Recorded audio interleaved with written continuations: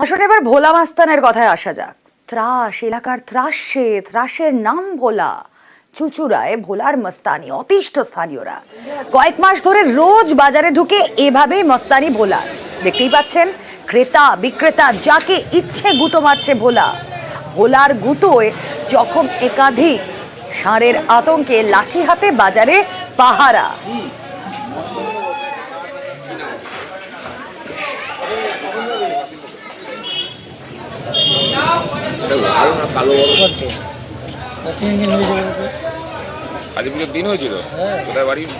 এলাকায় যেমন মস্তান থাকে, ও একটা মস্তানের মতোই।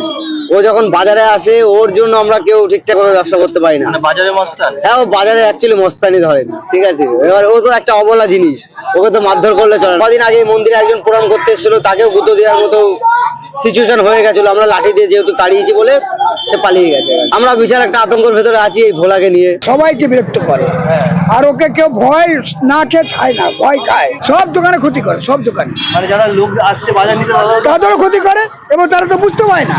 এবার সামনে দিকে চলে যায়, তুলে ছেড়ে দেয়। আমাদের পাড়া লোককে 3টাকে মেরেছে এই কিডনির জায়গায়। প্রশাসন কিছু করছে না? না, প্রশাসন তো কিছু করেই না। আমাদের ডিপার্টমেন্টের ওই সার কন্ট্রোলের কোনো মেশিনারি নেই, ফরেস্ট ডিপার্টমেন্টের আছে।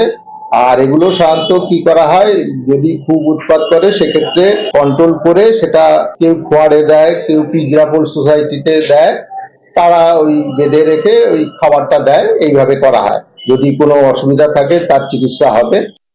ষাঁড়টার পায়ে একটা গভীর ক্ষতচিহ্ন আছে এবং সেই গভীর ক্ষতচিহ্ন এখন ম্যাগটে রূপান্তরিত হয়েছে। ষাঁড়টা নিদারুণ যন্ত্রণায়, কষ্টে, ব্যথায় মানুষের দিকে ধেয়ে যাচ্ছে, মানুষকে মোটাবার চেষ্টা করছে। আমরা ব্যবস্থা নিয়েছি এবং ষাঁড়ের চিকিৎসা শুরু হবে।